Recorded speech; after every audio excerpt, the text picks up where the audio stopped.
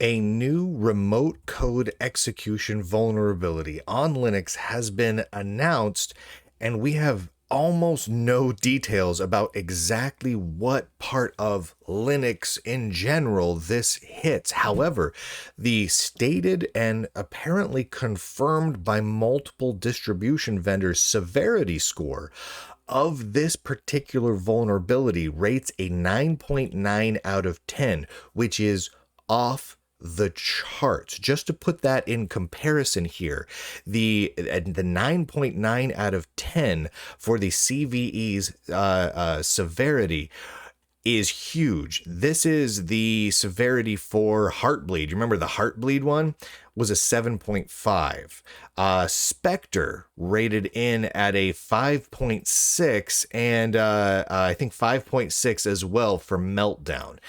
So this is one of the highest rated vulnerabilities in computer history has been announced, and the details over why it has been, ever how it was announced, are absolutely fascinating. I'm going to read a whole bunch of it to you now. First, just a little bit of background text here. This comes from securityonline.info.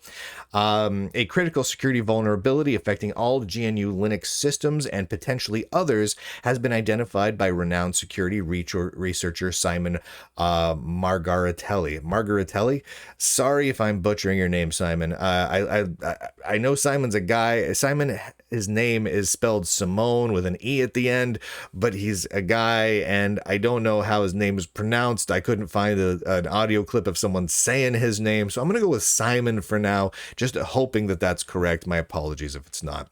The vulnerability which allows, sorry, I mispronounced everything. Don't take it personally. The vulnerability which allows for unauthenticated remote code execution, it's an RCE, has been acknowledged by major industry players like Canonical and Red Hat, who have confirmed its severity score as a 9.9 out of 10.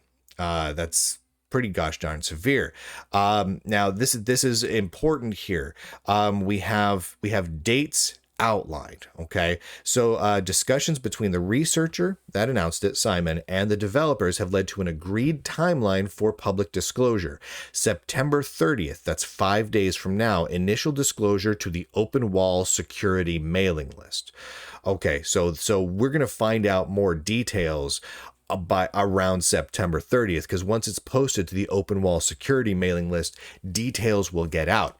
And on October 6th, there will be a full public disclosure of the vulnerability details. So what's amazing here is this is if it really is a 9.9 and details are slowly getting out around this, we won't know about it. So we don't even know what subsystems we're dealing with here. There are rumors that it could involve cups. There are rumors that it can involve a lot of different things, but we have no hard details about what exactly on Linux systems it impacts. That's just how it is. Now, Simon made a post over on X shortly after making this post, which was rather long and opinionated. I'm going to read the whole thing to you now. He protected and made private his entire X account. So as of the recording of this, you can't just go and see his posts on X. They're all protected. If you're not already following him, you're plumb out of luck. Luckily, there's people who have already kind of snapshotted all of this. So I'm going to read the whole post to you now. This originally went up on September 23rd, so a little less than 2 days ago. Unauthenticated RCE with all GNU Linux systems plus others. What others? Doesn't say. Disclosed 3 weeks ago. So 3 weeks prior to now, this was disclosed. Full disclosure happening in less than 2 weeks as agreed with devs. Still no CVE assigned. There should be at least 3, possibly 4, ideally 6. And this is important, still no working fix. Canonical, Red Hat, and others have confirmed the severity, a 9.9, check the screenshot. Devs are still arguing about whether or not some of the issues have a security impact. Okay. Now, what's important to remember here is that Simon Margaritelli has been around for a while, right? If you look up his work relating to this stuff, he's been around for a while. Nobody has denied any of this yet. Specifically, Canonical and Red Hat have been called out. I have not been able to get independent confirmation from either Canonical or Red Hat on the details of this particular bug, which is not terribly surprising. When I used to work in marketing for SUSE, and when major issues like this would come around, like Heartbleed and whatnot, we would not necessarily confirm or deny the security issues until the security researchers and developer teams, which tended to be very tight-knit, kind of gave us the thumbs up with the details on how that would be communicated. So it is not 100% surprising that as of this moment, we haven't gotten details out of Canonical and Red Hat. However, if this was just fake, we probably would have seen someone denying it by now, but as yet we have not. And being as we do have screenshots, and we do have the word of one particular security researcher, the odds of this being real are fairly high, at least to a certain degree. But I'm gonna preface this by flat out saying we do not have the details on this. This could be a fake thing. This could be a false flag. It's entirely possible. But we don't have 100% confirmation yet. That said, I am inclined to say that based on the information we do have, it's probably a real thing, but the severity is an unknown because we don't know the details. I'm going to continue reading this post from Simon, so that all of you know exactly what he said. Quote, I've spent the last 3 weeks of my sabbatical working full time on this research. Man, that's always rough when you're taking a vacation time and you have to do work. Research, reporting, coordination, and so on, with the sole purpose of helping, and pretty much only got patronized because the devs just can't accept that their code is crap. Responsible disclosure, no more. He then posts a screenshot with a confirmed base score of a 9.9. Base score, temporal score, environmental score are all 9.9 out of 10 for the severity of this particular thing. The write-up is going to be fun, not just for the technical details of it, not just because this RCE remote code execution was there for more than a decade. Again, this is a remote code execution one. I mean, a remote code execution bug basically means that I don't have to be local to your machine and I can run code. Not a great thing. It was there for more than a decade, but as a freaking example on how not to handle disclosures. Like, I write software. I get it, he goes on to say. I get how someone can be defensive about the stuff they write. I really do, but holy beep. If your software has been running on everything for the last 20 years, you have a freaking responsibility to own and fix your bugs instead of using your energies to explain to the poor bastard that reported them how wrong he is, even though he's literally giving you POC after POC and systematically proving your assumptions about your own software wrong at every comment. This is just insane. Now, I don't know the individuals he's talking about because we don't know the projects, we don't know the maintainers, we don't know who he's possibly talking about. We also don't know if Simon is correct about what he's saying because, again, we don't know who he's talking about and we don't know the details. There's just a lot we don't know. He continues, just wanted to add for the sake of clarity that I have, quote, or that I have in emphasis, so much respect for the people at Canonical that have been trying to help and mediate from the beginning. I really don't know how they managed to keep their cool like this. This is going to be the write-up opening statement. It's an actual comment from the GitHub conversation. I mean, it's not wrong. And I'm going to read the screenshot here. From a generic security point of view, a whole Linux system, as it is nowadays, is just an endless and hopeless mess of security holes waiting to be exploited. That's not wrong. And he goes on to say, and yes, I love hyping the beep out of this stuff because apparently sensationalism is the only language that forces these people to fix. Okay. All right. So let's talk about this just a tiny bit further. So I want to reiterate. We do not know what systems this might impact. We do not know if we're talking Linux kernel. Probably not. Maybe.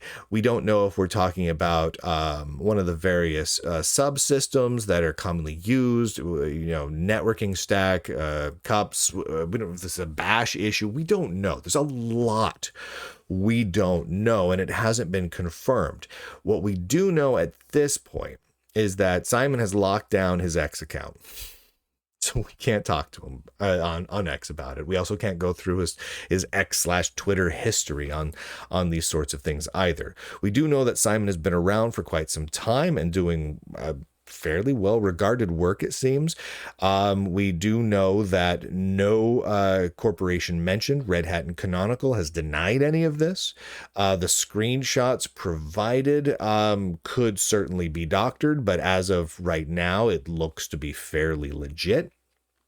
If it is legitimate, if we take everything at face value, it is a score, a severity score of a 9.9 out of 10. I mean, that's kind of off the charts. That is incredibly higher than, as far as I know, any of the major big hyped vulnerabilities and bugs that have come out over the last decade or two.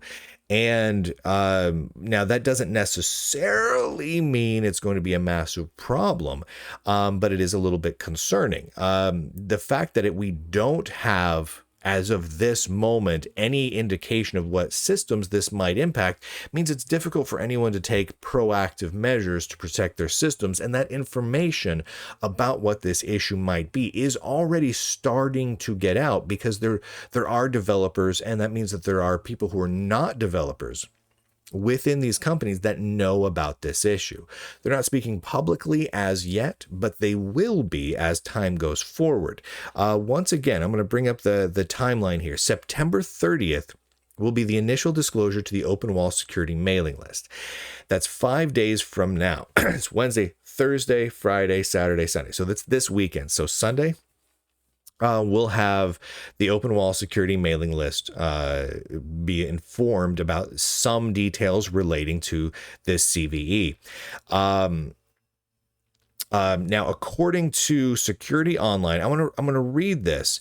But I cannot confirm this statement. According to securityonline.info, Canonical and Red Hat have not only confirmed the vulnerability's high severity, but are also actively working on assessing its impact and developing patches. However, some developers are reportedly debating the security impact of certain aspects of the vulnerabilities, which may be contributing to the delay in releasing a fix. I cannot 100% confirm that. That seems likely. That seems reasonable. That does all seem in line with how things have worked in the past, knowing how these companies works and the information that we have. I cannot confirm that 100% at this point. Once I do get confirmation around this, I will report it to all of you, of course. But we don't have that as of yet. If this is as severe as it implies, if it in fact does show a certain amount of actual dysfunction within certain aspects of the developer world, that's probably going to be a news story as well in the weeks ahead. However, again, we will not have full details until October 6th. We may have them this coming weekend, but I'll stay on top of it just in case. There's a lot potentially here.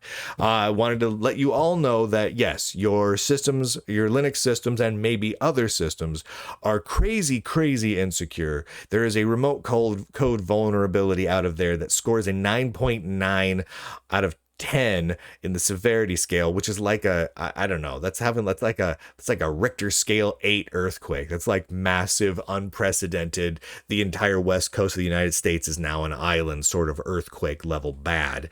But you cannot know what it is, how to fix it, how to mitigate against it, whether or not it might be fixed. And apparently developers are arguing about whether or not it's a problem in the first place.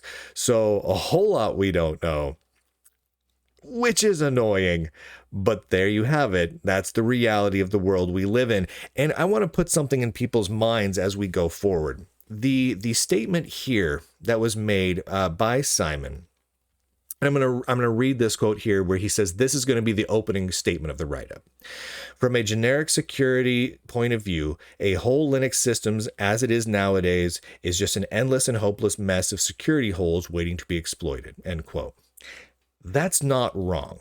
That doesn't mean Linux is bad. That doesn't mean any of the Linux subsystems are bad. In fact, it doesn't even mean that Linux is worse than other things in many regards. But the more complex a system becomes, and most of the operating systems nowadays, whether it's Mac OS or BSD or Linux or Windows or what have you, they have become incredibly complex systems with an incredibly large growing number of interconnected components with a constant online connectivity requirement. Most of these systems are almost always online, and internet connectivity is becoming baked into an increasingly growing number of the components of these increasingly complex systems.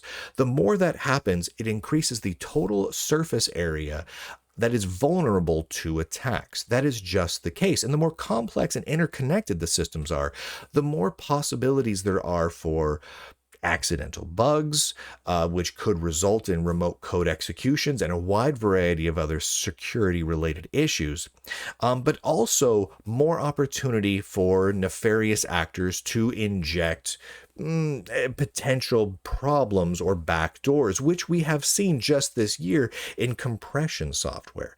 So it's not unreasonable to think that we have a 9.9 out of 10 security issue related to Linux or one of the Linux subsystems is completely reasonable. And the statement that it is a hopeless mess of security holes is also somewhat reasonable.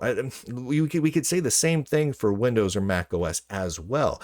The reality is these systems are so incredibly complex nowadays, they cannot be secured. And this is something I've talked about a number of times, and it cannot be repeated enough. There is no way, it will not happen that you can have a fully buttoned down Linux, Windows, Mac, FreeBSD, etc. secure system. Cannot happen. Too complex. Now, you may hit a point where you don't know of any specific vulnerabilities at the moment, but they're there. They're 100% guaranteed they're there. The best you can do is hope to stay ahead of anyone who might find out about them and exploit them and get them fixed before they find out about them, which is where this becomes a very interesting and concerning story. It is known about. We know from what Simon says that this exploit has existed for over a decade. Okay, great. So the exploit's been there. Who else knows about it, right? Do we know? No, we don't know. We don't even know what it is. We don't know who knows about it. But now multiple companies are involved and know the details and are arguing about how to fix it or whether or not it even gets fixed, right? So these sorts of things are coming up, and the information about this potential exploit is spreading. So are there people out there that will be listening to this show that know the details of this exploit? Yes, absolutely. Absolutely confident that people who know the details of this, because I know several engineers who work at these companies who watch and listen to my shows, they will listen to this and chuckle to themselves because they also got an email from Lunduke. They didn't respond to it. But there's an increasing number of people that are knowing about it, including non-technical people at these companies, which means now already there's a growing number of possible opportunities for information about an exploit to be released into the wild to potential bad actors, right? As that grows, as more and increasing numbers of people know about it, it becomes increasingly concerning that, one, we're not necessarily seeing patches for this yet, and two, we aren't even informed what the subsystems are, so we can't even begin to think how might we button down our systems. So the clock is ticking now. The fact that we won't find out probably anything until at the earliest Sunday, according to the current timeline, is a bit concerning. That certainly is a bit concerning, but we'll see. we could hope that this all turns out to be a whole lot of nothing. We could hope that maybe Simon is incorrect on this, and this turns out to be a non-issue for the vast majority of our desktop servers and embedded devices out there. But I think there's at least good odds that there's a problem here. Thank you to all the Lunduke Journal subscribers, lunduke.com, lunduke.locals.com. And with that, ladies and gentlemen, boys and girls, nerds, and also some nerdettes across the inner tubes, I do declare, end broadcast.